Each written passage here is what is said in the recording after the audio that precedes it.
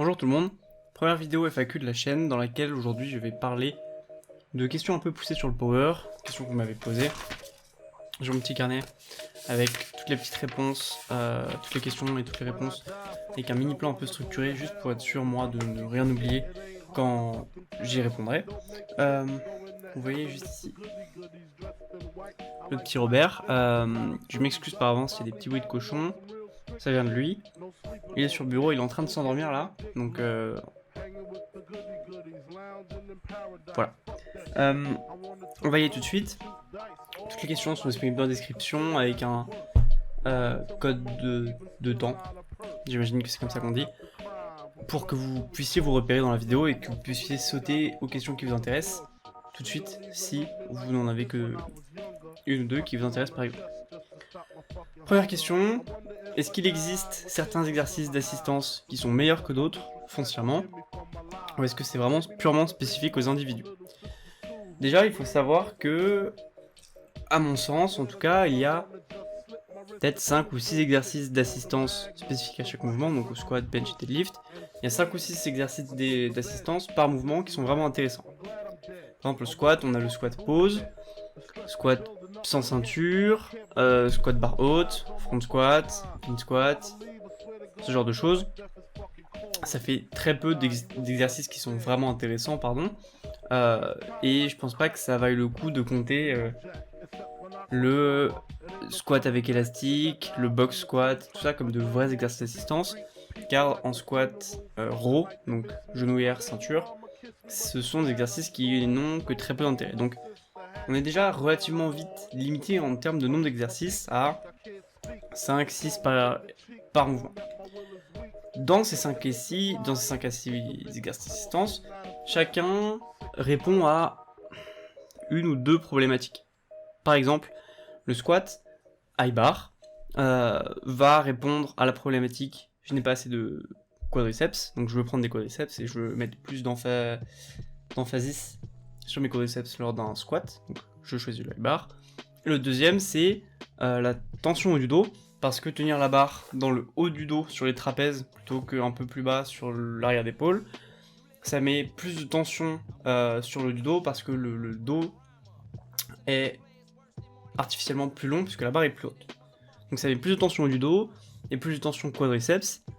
En modifiant un petit peu la structure du mouvement, ça permet de répondre à ces deux problématiques. Donc chacun de ces exercices d'assistance répond à environ deux problématiques.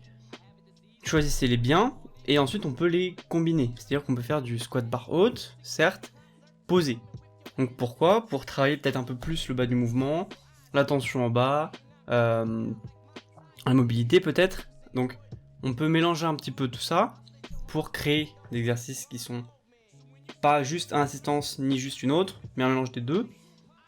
Et effectivement, donc chaque exercice répond à plus ou moins de problématiques. À vous de les choisir, à vous de les assembler, etc. Il ne faut pas oublier le long terme non plus. Pourquoi on fait du pause high bar? Pour travailler les facteurs qu'on a dit, d'accord, certes. Combien de temps on le fait? Peut-être, je vais dire n'importe quoi, 4 à 8 semaines, d'accord. Une fois qu'on a eu pas mal de bénéfices du mouvement, qu'est-ce qu'on fait? Est-ce qu'on passe de pause high bar à juste du pause squat? Peut-être.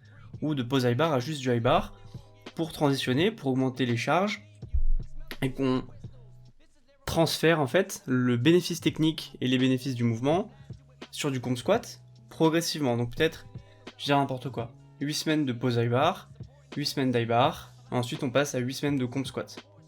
On aura transféré tranquillement tous les bénéfices du pause high bar vers le comp squat de cette manière. Donc il n'y a pas d'exercice d'assistance qui soit foncièrement meilleur, même si je pense que, puisqu'il n'y en a que 5-6, c'est que ce sont les 5-6 meilleurs, mais chacun répond à quelques problématiques spécifiques. Pourquoi vous voulez les faire? Est-ce que votre haut du dos vous lâche? Dans ce cas-là, peut-être front squat et high bar. Est-ce que vous avez une très mauvaise tension en bas? Donc peut-être du pause ou du tempo. Est-ce que vous avez les genoux qui rentrent? Donc peut-être du tempo, du high bar parce que ça met plus de tension. Vous avez de moins bons leviers au niveau des genoux puisqu'ils partent plus en avant. Donc il faut que vous luttiez plus pour les maîtriser, pour ne pas qu'ils rentrent, avec des charges moindres, donc ça compense un petit peu. Bref, toutes ces questions, il faut se les poser, mais il faut voir aussi comment évoluer sur le long terme. Donc encore une fois, il n'y a pas de meilleurs exercices d'assistance, il y en a qui répondent à des problèmes, à vous de progresser dessus, pour progresser sur vos mouvements de compétition.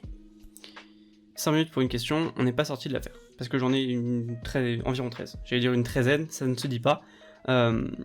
Numéro 2. Des tips pour corriger un hip shift au squat. Alors, première chose à faire, ça va être un test de mobilité unilatérale, c'est-à-dire tester votre mobilité cheville, par exemple, et vous voyez, ok, est-ce que j'ai une cheville qui est beaucoup plus souple que l'autre? C'est une bonne piste sur ce qu'il faut travailler. Bassin, rotation interne, rotation externe, même épaule, mine de rien, puisque c'est là que repose la barre. Est-ce que vous testez la mobilité de votre épaule? Est-ce que vous avez une épaule qui est vraiment plus souple que l'autre?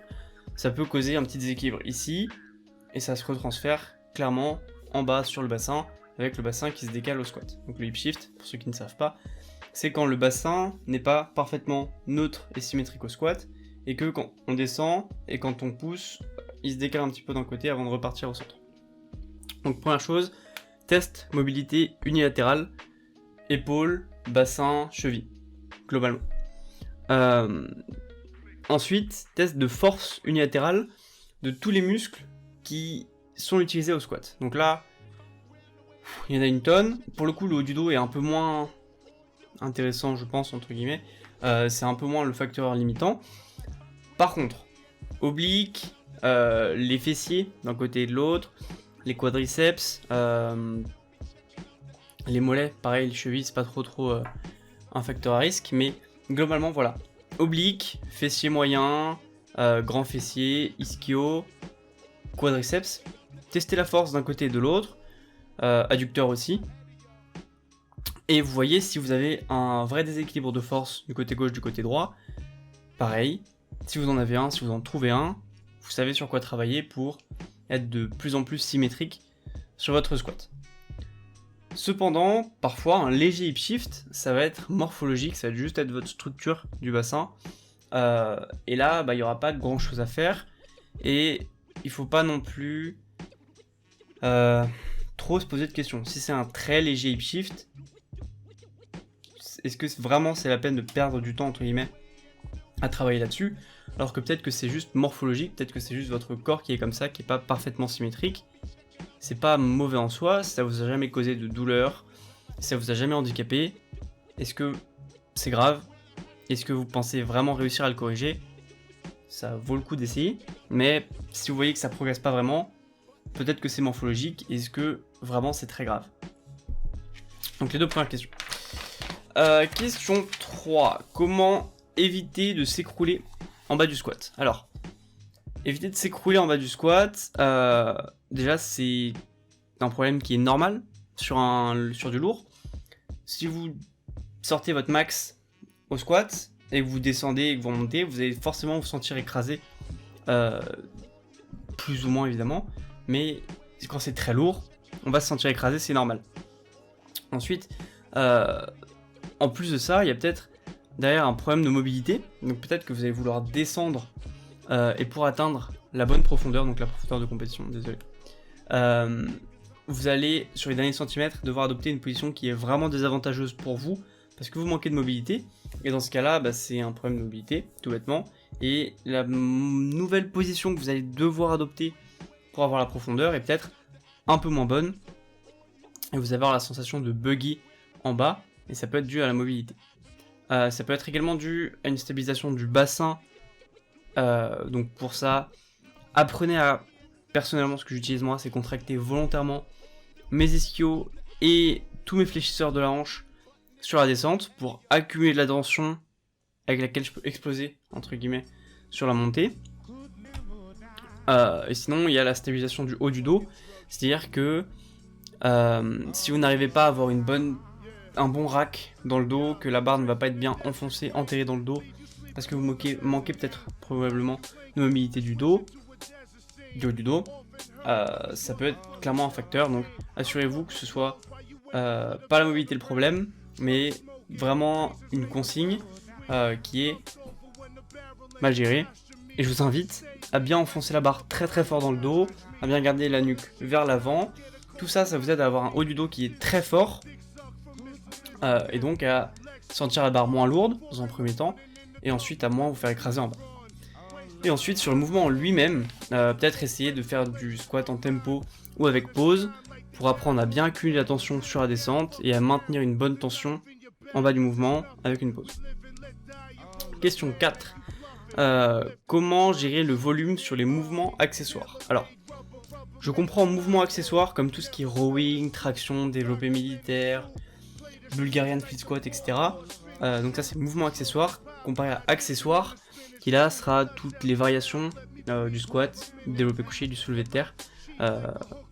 Voilà, donc juste pour la définition, parce que moi j'ai reçu la question comme ça, je l'ai interprété, ça vaut ce que ça vaut. Donc gérer le volume sur tous ces mouvements accessoires, donc renforcement du dos, toute l'isolation aussi, les bras, les épaules, n'importe quoi. Bref, comment gérer le volume sur ça? En off-saison, là où vous voulez prendre du muscle, là où vous voulez progresser sur vos faiblesses, vous voulez renforcer le haut du dos, vous voulez prendre des bras, je dis n'importe quoi, prendre des épaules, prendre des mollets. Qui fait ça? Le off-saison, c'est vraiment le moment de le faire. Donc à ce moment-là, pas mal de volume et des séries sur lesquelles on force un petit peu quand même. Ça peut impacter la récupération comparé aux SBD un certain montant, voilà. C'est important en off-saison de prendre du muscle, donc on peut forcer, on peut mettre pas mal de volume là-dessus. Et plus on se rapproche des compétitions, plus nombre d'exercices accessoires doit être réduit, plus leur nombre de séries par semaine également, et moins on va forcer là-dessus. Encore une fois, quand on se rapproche des compétitions, l'objectif c'est d'être fort sur le squat, sur le développé couché, sur le soulevé de terre. Est-ce qu'on va perdre du temps à forcer sur les tractions à une semaine d'une compétition? Pas sûr. Voilà, donc en off-saison, on force, on prend du muscle. En saison, donc quand on est proche des compétitions, on maintient le muscle. Donc on garde quand même du volume dessus, qu'on soit clair, mais pas des masses, et on force peut-être un tout petit peu moins dessus, surtout si on est un peu avancé, pour vraiment garder un maximum de récupération pour le squat, le développé couché et le soulevé de terre. Question 5. Chercher le MRV, est-ce utile? Donc le MRV, c'est le maximum recoverable volume, donc c'est le volume maximal duquel vous pouvez récupérer. Donc il y a le minimum effectif volume, donc le volume minimal avec lequel vous progresserez, le maximum adaptatif volume, qui est le volume maximal adaptatif volume maximal avec lequel vous pourrez progresser. Au-dessus de celui-ci, vous faites du volume de trop, entre guillemets. C'est plus compliqué que ça, mais vous faites du volume de trop. Et le maximum recoverable, c'est ok. Entre le maximum adaptable et le maximum recoverable, là, c'est une zone grise dans laquelle vous faites pas plus de progrès, mais vous entraînez plus, vous accumulez plus de fatigue, et vous êtes à la limite de la récupération. Bref, et est-ce que c'est utile de le chercher, ce maximum recoverable, en power? Déjà, c'est plus compliqué de le chercher, de le trouver, de l'avoir précis quand on fait du power que quand on fait du body. Parce que, en théorie, ce volume est différent en fonction du muscle, du groupe musculaire, en tout cas en bodybuilding. En power, on parle un peu plus en mouvement, donc certes, on peut calculer donc, le minimum, volume minimum effectif sur le squat, le bench, etc. Mais déjà, c'est plus compliqué parce qu'il y a toute une fatigue, je cherche le mot, je le trouve pas, générale. C'est-à-dire qu'on ne sait pas à quel point on est fatigué du bas du dos, par exemple, à cause du squat ou à cause du deadlift. Ça va peut-être être 60% ou 40%. Mais est-ce qu'on peut vraiment mettre un chiffre dessus? Est-ce que le volume maximum de l'un affecte le volume maximum de l'autre? Oui, évidemment. Est-ce que c'est le cas sur le bench? Moins, mais quand même, il y a une fatigue nerveuse globale qui n'est pas présente quand on fait du body, ou moins, et qui rentre beaucoup plus en jeu en power. préfère personnellement, plutôt que de chercher le MRV, commencer à partir du minimum effectif que j'ai choisi un petit peu à tâtons. Donc évidemment on le devine pas quand on commence à travailler avec un athlète, mais je choisis donc un volume qui me semble cohérent par rapport aux variables de sa vie, etc. Donc par exemple le programme Légion le fait très bien. Sur le bloc 1 par exemple, on commence vraiment sur un volume qui est minime mais suffisant pour progresser, en théorie chez les gens, et petit à petit on construit le volume, on ajoute une petite série par-ci, une petite série par-là, toujours en maintenant donc le nombre de séries, on le note quelque part, on voit comment ça évolue, on note comment évolue la fatigue, et on note comment évoluent les performances, tout simplement. Et à terme, on peut donc voir quel est le volume minimum avec lequel la personne progresse, et on monte, jusqu'à arriver au volume sur lequel elle progresse très bien. Et le volume sur lequel elle progresse très bien, ça sert pas à grand chose de vouloir le pousser plus haut. D'accord ? Certes, en soi, plus on fait de volume duquel on peut récupérer, plus on progresse jusqu'à une certaine limite. Est-ce que vraiment on veut aller chercher cette limite ? Je ne pense pas. Ça augmenterait le risque de blessure. En faire trop, ça augmente le risque de blessure, tout simplement. Et tant que la personne progresse bien, n'a pas trop de douleur, n'a pas trop de blessures, trop de problèmes techniques, pourquoi vouloir absolument continuer d'aller chercher toujours plus loin en volume si ça se passe très bien, j'ai envie de dire. Donc voilà. Et en plus, ce qui est important à noter, c'est qu'en power, il n'y a pas que le volume, donc minimum, maximal, etc., qui est important à prendre en compte, il y a l'intensité également. On peut peut-être récupérer de 12 séries de squats par semaine avec environ 75% du max. À partir du moment où l'intensité monte et on passe à 80-85% du max en intensité moyenne, est-ce qu'on peut vraiment récupérer 12 séries de squats ? Ça va dépendre des gens, il n'y a pas de bonne réponse, c'est très compliqué en power de mettre des chiffres très précis et qui ne bougeront pas sur le volume minimum, le volume maximum, tout ça. C'est un peu plus compliqué. Cependant, donc, on peut dépasser le volume maximal d'adaptation quand on fait un picking et qu'on cherche à aller vraiment très haut en fatigue et après à baisser la fatigue d'un coup pour surcompenser un petit peu, mais j'en parlerai dans une des questions suivantes qui abordera le picking. 5 questions, presque 20 minutes déjà, je suis horrible. Question 6. Comment améliorer sa mobilité en sumo, deadlift ? Donc, ce que je recommande, des étirements passifs, tranquillement avant de dormir. Pas trop vite après la séance, pas juste avant de s'entraîner. Avant de dormir, 2-3 minutes tranquillement, ça peut pas vraiment faire de mal. Des étirements dynamiques en échauffement avant le sumo, donc du Cossack squat, du petit papillon là où on pousse les genoux sur les côtés, etc. Pourquoi pas. Dans le mouvement lui-même du sumo tempo, montée et descente, et juste penser au maximum à ouvrir les genoux et à avoir une bonne coordination. Être appliqué sur chaque répétition au maximum, forcer la rotation externe, pousser dans le sol, juste forcer au maximum sur toutes les répétitions, une rotation externe au max, les genoux au maximum sur les côtés, ralentir la descente, ralentir la montée. C'est ce qui m'a beaucoup aidé, c'est ce qui aide beaucoup de mes athlètes en tout cas.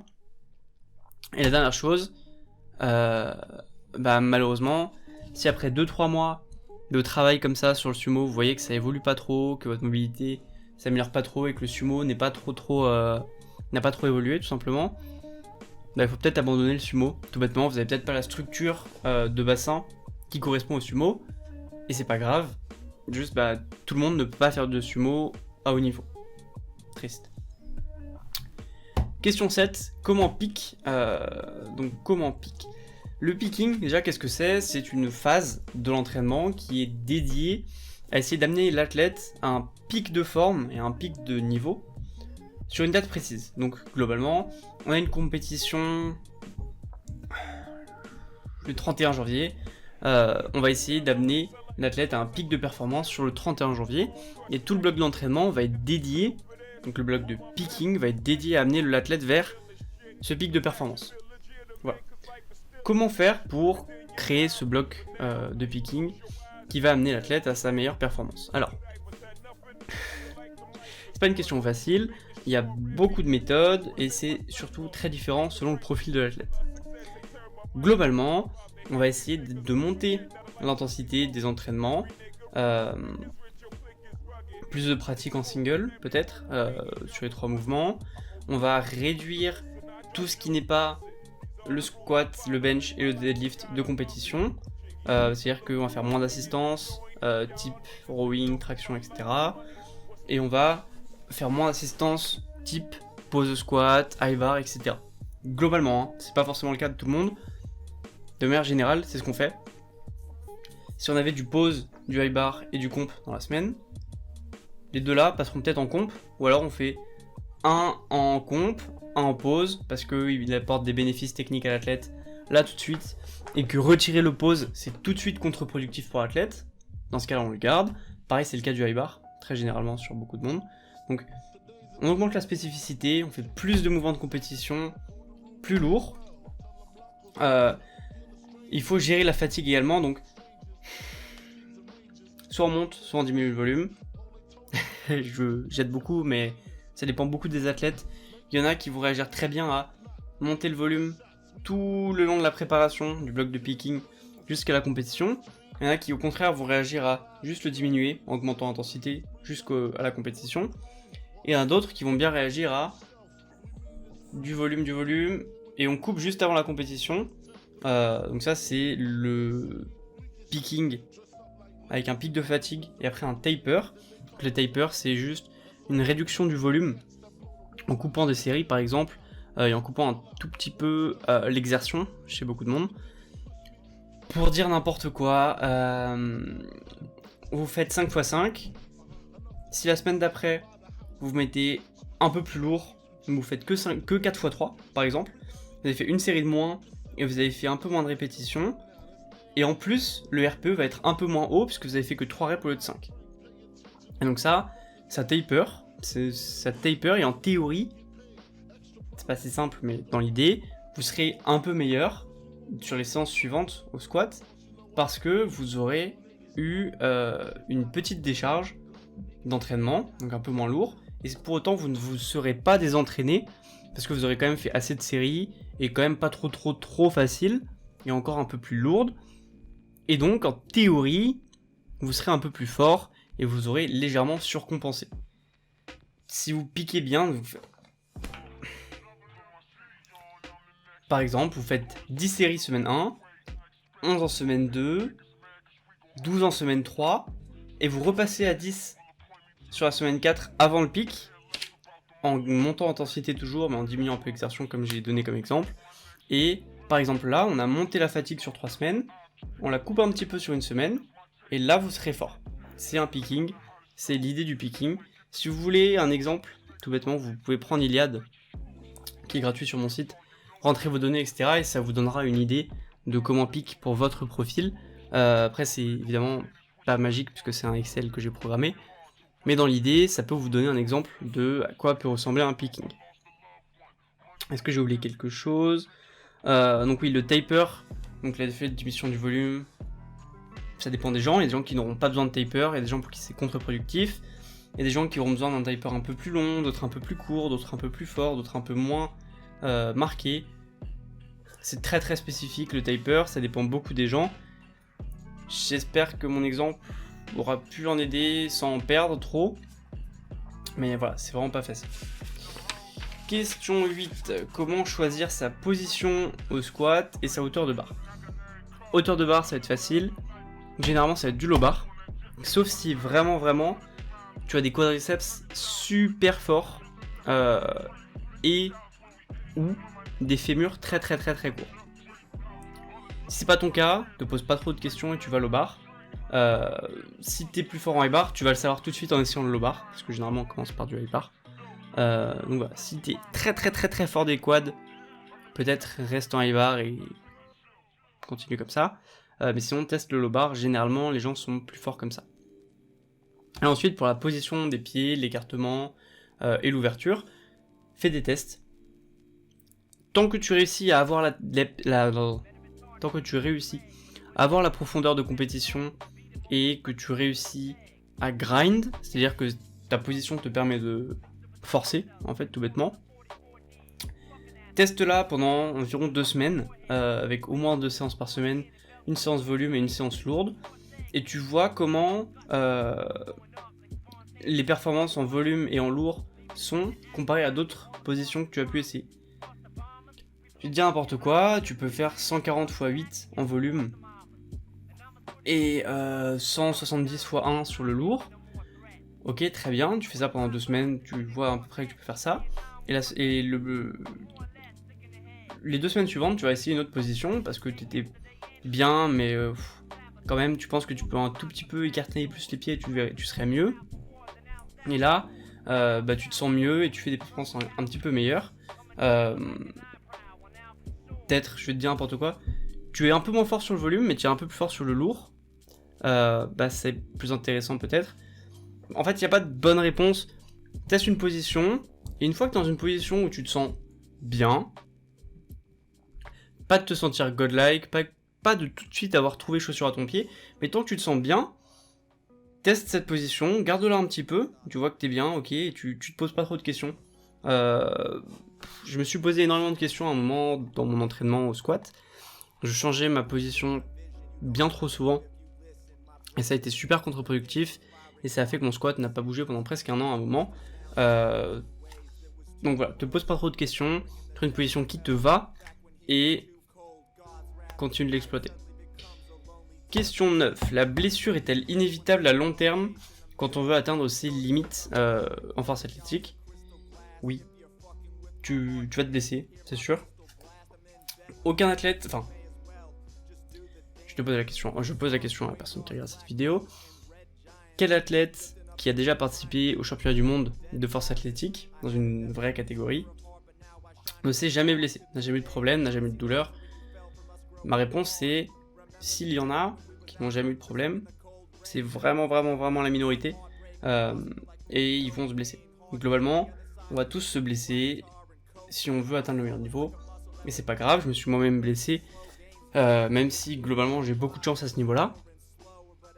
Mais c'est pas que de la chance. Ce qui est important aussi, c'est de faire ce qu'on peut pour les prévenir, donc en gérant l'intensité, le volume, gérant la fatigue, en prévoyant les blessures. C'est-à-dire que généralement une blessure ça n'arrive pas comme ça, de mon expérience. On commence par avoir mal, et après si on continue de forcer sur la douleur, sauf si c'est un accident, encore une fois ça arrive les accidents ou machin, mais globalement une bonne partie des blessures arrive où d'abord on a mal, et on force un petit peu dessus, on prévoit pas bien le truc, et on a une douleur qui se transforme en blessure. Donc on sait, une fois qu'on a eu une blessure également, où on est sensible, et de quel endroit on est amené à avoir mal. Est-ce que c'était français? Je pense. Donc, globalement, moi, je m'étais blessé à l'aine, donc ici, et je sais que si un jour je vais me blesser de nouveau, il y a de grandes chances que ce soit ici. Par conséquent, mon entraînement, j'ai une petite partie de celui-ci qui est dédié à la prévention de blessures à l'aine, donc avec du Copenhagen Plank, exercice de stabilisation du bassin, etc. Parce que je sais que c'est un endroit sensible pour moi et que c'est important que je fasse attention en prévoyance de cette douleur et de cette blessure que j'ai eue. Pour ne plus me blesser, je fais attention à cette zone-là, tout bêtement. Et ce qui est important également, c'est l'attitude après s'être blessé, de comment on va réagir, comment on va attaquer le processus de réhabilitation, comment on va reprendre l'entraînement, comment on va gérer le volume, l'intensité, etc. Voilà, globalement on va tous se blesser, c'est pas grave, du tout, parce qu'en plus il y a beaucoup de blessures qui sont honnêtement assez bénignes, et qu'on peut contourner à l'entraînement. Par exemple, bêtement, ma douleur à l'aine m'empêchait de faire du low bar. Qu'est-ce que j'ai fait? J'ai fait du high bar, avec les pieds plus proches, et ça allait. Certes, c'était pas optimal pour progresser, mais je pouvais quand même m'entraîner, et j'ai pu réhab de mon côté. Donc voilà, on va tous se blesser, c'est pas grave, soyez intelligents sur la réhab. Question 10. Comment corriger les omoplates qui se défixent en fin de développé couché? Alors, première question, est-ce que c'est vraiment un problème? Si les omoplates se défixent sur la fin d'une poussée sur une single, c'est peut-être que tu as juste utiliser tous les muscles que tu avais à ta disposition, c'est-à-dire que le grand dentelé et le petit pectoral sont des muscles qui aident à avancer l'épaule. Et qui, du coup, t'aident à pousser. Tu vas développer couché sur une single très lourde. Plus tu utilises de muscles, plus tu pourras pousser de poids. Théorie. Et donc, voilà, encore une fois, que les omoplates se défixent en haut d'un développé couché, ce n'est pas un problème, je pense, généralement, sur une single. Cependant, si c'est un problème, donc notamment pour le travail en répétition, c'est-à-dire que si tu fais une série de 10 et que sur chaque répétition, tes omoplates se décollent quand t'es en haut, je pense pas que ce soit optimal pour du travail en série longue, parce que tu perdras beaucoup d'énergie à te replacer à chaque rep, plutôt qu'à juste enchaîner, descendre, monter, en gardant la bonne position. Bref, dans ce cas-là, c'est vraiment un problème, effectivement. Mais je suis presque sûr que c'est un problème de trajectoire. De mon expérience, quand ça arrive, c'est que les gens poussaient un peu trop, soit vers leur tête, soit vers le bas, et du coup, l'omoplate en haut est obligé de se décoller pour permettre à l'épaule de se replacer, et que la barre soit au-dessus de l'épaule, et que du coup tu sens une position stable. Voilà, donc je suis presque sûr que c'est un problème de trajectoire. Mais le deuxième problème potentiel, c'est un problème d'explosivité en fin de mouvement, où on essaye trop d'être explosif sur la fin du mouvement, ce qui n'est pas un problème sur une single, mais sur du volume, ça peut l'être, encore une fois. Donc voilà. Et si c'est un problème de trajectoire, effectivement, dans ce cas-là, c'est effectivement un problème, je dis beaucoup effectivement, sur du très lourd, même sur une single. Donc voilà. Check ta trajectoire, et si tu essayes trop d'être explosif en fin de mouvement, fais attention à ça. Comment corriger les genoux qui rentrent au squat? Même question, est-ce que c'est vraiment un problème? Est-ce que c'est vraiment les genoux qui rentrent à fond? Ou est-ce que c'est juste relativement léger et juste un petit peu de rotation externe, rotation interne pour que les adducteurs travaillent? En train de lécher mon câble. Est-ce que c'est juste rotation interne pour que les adducteurs travaillent? Ou est-ce que c'est vraiment les genoux qui rentrent et qui se touchent limite? Est-ce que c'est morphologique et léger du coup? Par exemple, les femmes ont tendance à avoir un bassin qui est assez large et du coup avoir un valgum des genoux, c'est-à-dire les genoux qui rentrent un petit peu à l'intérieur de manière naturelle. Ça, malheureusement, tu auras toujours l'impression que tes genoux rentrent. C'est morphologique, tu n'y peux pas grand-chose et c'est pas forcément grave non plus. Si ça t'a jamais causé de douleur, de blessure, est-ce que c'est vraiment grave? Encore une fois. Maintenant, pour le corriger, potentiellement c'est trop grave, c'est trop marqué et ça cause des douleurs, des blessures. Renforcement des fessiers moyens, tout bêtement. Renforcer la coordination, donc pour garder les genoux dans l'axe, pardon. Avec notamment du tempo et du pose squat peut-être, ou du high bar comme j'ai dit plus tôt, parce que ça met plus de tension, plus de levier sur le genou, et donc il faut plus forcer pour le garder dans l'axe, mais pourtant on a moins de poids sur le dos. Ou, dernière chose, t'assurer que le problème vient effectivement du bassin, donc de la force de rotation externe, et pas du pied.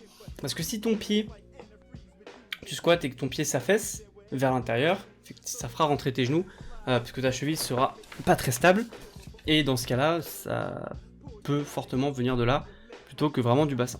Donc ça c'est question 11. On arrive sur la fin, donc une question. Mon avis sur Emerging Strategies de RTS. Donc déjà, qu'est-ce que c'est? Pour présenter un petit peu, c'est Reactive Training System. Et Emerging Strategies, c'est une méthodologie d'entraînement qu'ils ont mis en place, qui a pour but d'analyser les athlètes et de voir à quoi ils répondent très vite. Donc pour ça, ce qu'ils proposent, c'est un microcycle unique. Donc un microcycle, c'est une semaine d'entraînement que tu répètes en boucle jusqu'à ce que tes performances arrêtent de monter et au contraire baissent pendant plusieurs semaines d'affilée. Donc ça permet de voir à quoi répond l'athlète de manière très précise, parce que cet athlète il a exactement la même chose. C'est-à-dire qu'il va y avoir, par exemple je dis n'importe quoi, une single RPE8 au squat et du truc après et du truc un autre jour. Exactement la même semaine, répéter. Si l'athlète progresse, c'est qu'il répond bien à ça. Si l'athlète régresse, c'est qu'il répond mal. Et puisque on ne modifie pas le RPE, c'est pas une progression qui est forcée, c'est une progression qui est naturelle, et la seule raison pour laquelle l'athlète met plus de poids sur la barre, c'est qu'il est plus fort, puisque le RPE est le même. Donc voilà, ça permet de voir bien à quel nombre de séries par semaine réagit l'athlète, à quelle intensité, à quelle exertion, donc le RPE, et de manière relativement rapide, puisqu'il n'y a pas besoin de faire 1000 tests avant, on lui donne ça, on voit comment il réagit pas bien, mais autre chose, machin, alors qu'avec une périodisation un peu plus classique comme celle que je pourrais utiliser, on met certes plus de temps à apprendre à connaître l'athlète et à voir exactement à quoi il réagit. Donc voilà, et mon avis sur ça, donc les intérêts, c'est que on comprend très vite le volume et l'intensité en moyenne, ainsi que les exercices auxquels l'athlète répond sur un type de microcycle. Et on a une prise d'information qui est très rapide sur l'athlète, parce que en un bloc d'entraînement avec un microcycle qu'on répète, on peut en apprendre énormément sur comment l'athlète réagit à ce microcycle très précis. Maintenant, le programme, donc Emerging Strategies, globalement repose sur un time to peak. Donc ça, c'est en gros si on répète exactement le même microcycle X fois, l'athlète sera à son meilleur sur le squat après 4 semaines, il sera à son meilleur sur le bench après 5 semaines, et à son meilleur sur le deadlift après 6 semaines. Peut-être. Je dis n'importe quoi. Mais ça repose sur ça. Et donc, les blocs sont construits sur... On va faire en sorte que sur 6 semaines, on arrive au meilleur deadlift à la 6ème semaine, parce que c'est comme ça que l'athlète a tendance à réagir. Et on sait que si on répète ça, 6 semaines, il est fort au deadlift. Le problème, pour moi, c'est que déjà, on n'a pas la... Comment expliquer ? La simultanéité du picking, puisque si le squat pique en semaine 4, le deadlift en semaine 6 et le bench en semaine 5, en compétition, on n'a pas une semaine le squat, une semaine le bench et une semaine le deadlift. Donc, si l'athlète réagit comme ça, c'est assez compliqué de réussir à faire pique les 3 mouvements en même temps sur une seule date pour une compétition. Encore une fois, je me suis renseigné quand même sur la méthode, etc. Mais voilà un petit peu les faiblesses que j'ai trouvées. Je me trompe peut-être, donc si vous en savez plus ou que vous voulez en débattre avec moi, évidemment je suis ouvert à ça. C'est juste mon avis là-dessus. Et donc ça repose sur le time to peak. Le problème, donc, c'est que le time to peak, c'est quelque chose qui est très volatile, je pense. Parce que si l'athlète met 6 semaines à pic sur son deadlift sur un type de microcycle très précis, si le microcycle est changé ne serait-ce qu'un tout petit peu, le time to peak risque d'être un peu différent. Et ensuite, le time to peak va énormément dépendre du mode de vie de l'athlète. Si l'athlète était ne serait-ce qu'en maintien et passe en déficit d'un bloc à l'autre, le time to peak va être différent. Si l'athlète change ne serait-ce qu'un tout petit peu de mode de vie, c'est-à-dire qu'il reprend les cours alors qu'il était en vacances, ça va énormément modifier le time to peak. Mais également, au fur et à mesure du temps, tout simplement, l'athlète prendra en muscle, l'athlète gagnera en condition physique, l'athlète perdra en gras, ou en prendra. Bref, tous ces changements physiologiques modifieront également le time to peak sur tous les mouvements. Et donc, pour moi, c'est un peu compliqué d'arriver à un time to peak qui soit fixe dans un premier temps, et en plus, de réussir à le répéter de manière à ce que les 3 mouvements piquent sur une même semaine, sur un même jour, pour une compétition. Et enfin, le problème de RTS, de Emerging Strategies plutôt, à mon sens, c'est que il est compliqué, du coup, de par le principe même de répéter un microcycle en boucle, sans le moindre changement. Donc ça permet une bonne prise d'information rapide sur certains points pour ce microcycle, mais il est très compliqué de comprendre à quoi réagit, comment plutôt, réagit l'athlète en cas de changement de volume et d'intensité. C'est-à-dire que le principe de taper que j'ai expliqué tout à l'heure pour le picking, ça s'apprend avec l'athlète au fur et à mesure des blocs. On voit, ok, là, si on te coupe une série de deadlift sur ton jour secondaire, d'un coup, tu es très fort. Soit. Et bah là, ça va être compliqué de prendre ce genre d'informations en compte si l'athlète a suivi le programme Emerging Strategies, ou un programme du type, puisqu'il n'y a pas de changement d'intensité de volume d'une semaine à l'autre. Donc peut-être que pour pic le deadlift en semaine 4 en même temps que le squat, il aurait suffi, entre guillemets, de couper une série de jours secondaires, de baisser un tout petit peu l'intensité, tout ça. Je sais pas, j'invente, hein.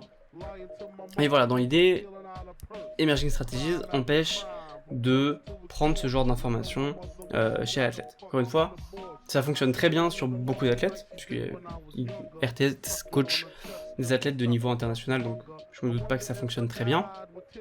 Voilà un petit peu mon avis cependant sur tout ça, et pourquoi je pense que c'est peut-être suboptimal pour certains. J'ai terminé, donc ça fait 12 questions en 40 minutes. J'espère que vous aurez réussi, vous aurez eu la foi de tout regarder. Je prépare donc une autre FAQ, donc là cette fois ça va être plutôt sur mon parcours, les personnes qui m'inspirent, des trucs comme ça, questions un peu bateau, mais que j'aime bien. Je prépare ça, j'espère, pour la semaine prochaine, en fonction du travail que j'ai. Et si vous avez d'autres questions pour une prochaine FAQ sur le même sujet, donc les questions un peu poussées sur le power, n'hésitez pas à les poser en commentaire. En attendant, Robert et moi, oh la gueule, on fait des bisous, surtout moi parce que lui il dort, et à la prochaine.